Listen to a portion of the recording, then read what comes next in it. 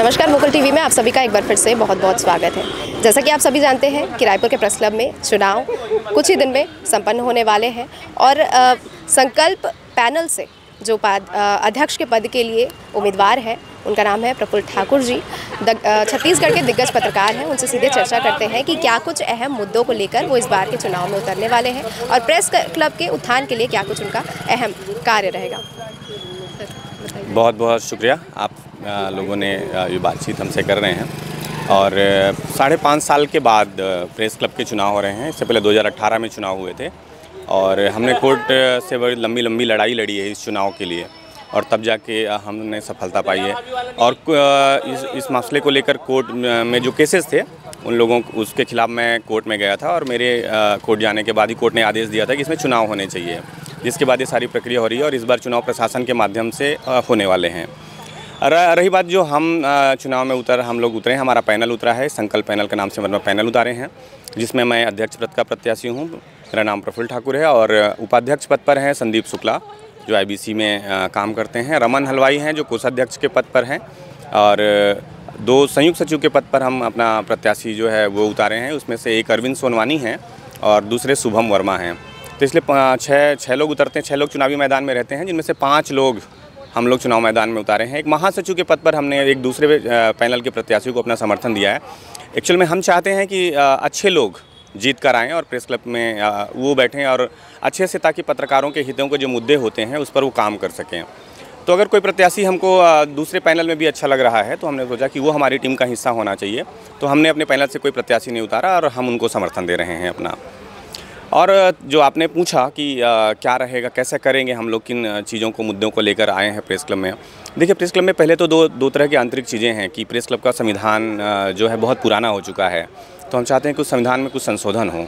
उस संशोधन के बाद मतदाता सूची जो है यहाँ का, उसको हमको बहुत दुरुस्त करना है कि ताकि पत्रकारों के हित में ज़्यादा से ज़्यादा हम लोग जो है उसमें काम कर सकें।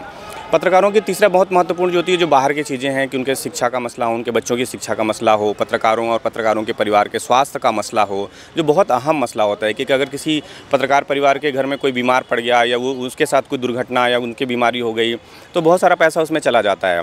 तो हम सरकार से इस मसले को लेकर बातचीत करेंगे और इस मसले पर हमारा भी बहुत जोर है कि उनको जो है सुविधाएं और सारी चीज़ें मिलें। बाकी जैसे ज़मीन का मसला है कि पत्रकारों के आवास का, ज़मीन का आवास का मसला है, तो वो मसले हम चाहते हैं कि नया रायपुर में या किसी ऐसी जगह पर उनके आवास की सुविधाएं मिलें। और पत्रकारों के बौद्धिक गतिविधियों को लेकर भी हम लोग चाहते हैं कि प्रेस क्लब में लगातार वर्कशॉप आयोजित होते रहें। हमने अपनी बहुत सारी हमने अपना घोषणा पत्र भी जारी किया है और उस घोषणा पत्र में इन सारे तमाम वादों को, मुद्दों को और उस चीज़ों को रखा है। बहुत सारे जैसे आप जैसे लोग जो यूट्यूबर्स हैं या यूट्यूब पे काम कर रहे हैं, चैनलों में काम कर रहे हैं, हम उनके लिए भी व्यवस्था करने जा रहे हैं प्रेस क्लब में कि वो लोग भी, उनके लिए भी एक कोवर्किंग स्पेस रहे और वो लोग भी आएँ, अगर कहीं काम कर रहे हैं ना फील्ड में अपना काम करके आएँ और रायपुर प्रेस क्लब में बैठ के अपना काम कर सकें। तो इस तरह की तमाम चीज़ें हैं, चाहे पत्रकारिता को लेकर फेलोशिप शुरू करने की हो कि हम चाहते हैं कि अच्छे जर्नलिस्ट अच्छा काम कर रहे हैं तो उनको उनका पुरस्कार भी मिलना चाहिए। तो हम कुछ फेलोशिप्स दे रहे हैं और फोटोग्राफी प्रतियोगिता, वीडियोग्राफी कुछ प्रतियोगिता, इस तरह की प्रतियोगिताएं आयोजित कर रहे हैं ताकि उनको वीडियो जर्नलिस्ट हैं और फोटोग्राफर्स हैं उनको जो है उनका मनोबल बढ़े। इस तरह की तमाम चीज़ें हैं, उनके पुरस्कारों को लेकर तरह की चीज़ें हैं। जैसे पत्रकारिता के क्षेत्र में चंदूलाल चंद्राकर राज्य अलंकरण और माधवराव सप्रे राज्य अलंकरण मिलता है पत्रकारों को, लेकिन फोटोग्राफर्स के लिए कुछ नहीं मिलता है, फोटो जर्नलिस्टों को कुछ नहीं मिलता है। तो हम चाहते हैं कि सरकार से बात करके उनके लिए भी कुछ शुरू करवाया जाए। ऐसे तमाम चीज़ें और मुद्दे हैं और पत्रकार हितों की चीज़ें हैं जिनके मुद्दों को लेकर हम जो है इस बार चुनावी मैदान में उतरे हुए हैं। सर, जैसे कि बात पत्रकारों की हो रही है और हमारे रायपुर में खुशाभाऊ ठाकरे जो कि यूनिवर्सिटी है मास कम्युनिकेशन की, आप अक्सर वहाँ से खबरें सुनते होंगे कि वो अभी तो डिफ़ॉल्टर भी घोषित कर दिया गया है। मतलब वहाँ की व्यवस्था दुरुस्त नहीं है, अच्छी नहीं है। जहाँ से पत्रकार पढ़ के निकलते हैं वहाँ की व्यवस्था ही ठीक नहीं होने एक बहुत बड़ी बात है। उसके लिए क्या कुछ आपने कुछ सोचा है? देखिए, पत्रकारिता विश्वविद्यालय का मतलब है शासन की यूनिवर्सिटी है और उसको हम लोग भी चाहते हैं कि वहाँ से जो बच्चे निकलें, जो पढ़कर आएँ, हम लोगों में से ज़्यादातर लोग वहीं से पढ़कर निकले हुए हैं। तो और बेहतर शिक्षा को लेकर हमेशा से ये रहता है कि नहीं, बेहतर शिक्षा तो मिलनी चाहिए सबको, लेकिन उस तरह की अगर शिक्षा वहाँ पे नहीं मिल पा रही है तो इस और शासन को जो है ध्यान देना चाहिए कि उस यूनिवर्सिटी में कैसे जो है अच्छी शिक्षा जो है वहाँ के बच्चों को मिल सकती है।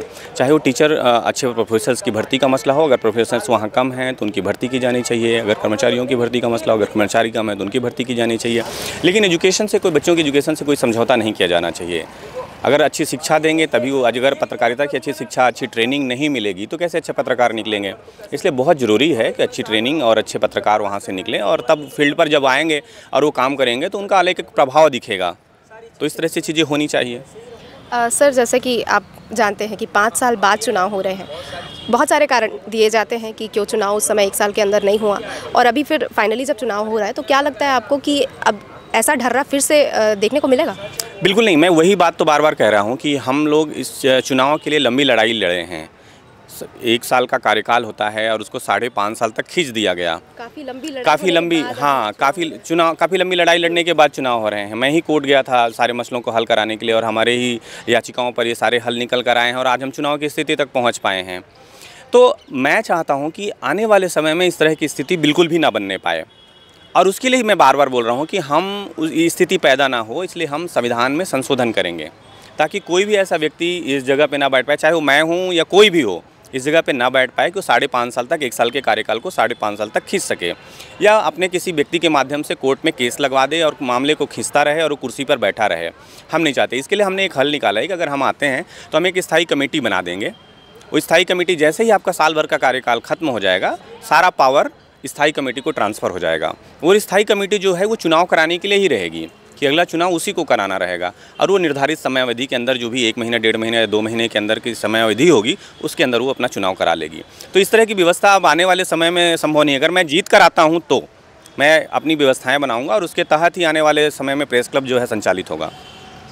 तो देखिए, हमारे साथ मौजूद थे संकल्प पैनल के प्रफुल्ल ठाकुर, जो कि अध्यक्ष पद के लिए प्रेस क्लब से चुनाव लड़ने के लिए खड़े हैं। कुछ अहम मुद्दों पर उन्होंने बातचीत की, जो भी अव्यवस्थाएं चल रही हैं फिलहाल प्रेस क्लब में, उसको लेकर के वो आने वाले समय में काम करेंगे। और ऐसे ही दूसरे पैनल के अध्यक्ष से हम फिर से बात करेंगे और जानने की कोशिश करेंगे कि उनका क्या कुछ अहम मुद्दा है जिस पर वो चुनाव लड़ रहे हैं। तब तक के लिए आप देखते रहिए वोकल टीवी। संध्या साहू के साथ मैं लक्ष्य का, रायपुर, छत्तीसगढ़ से।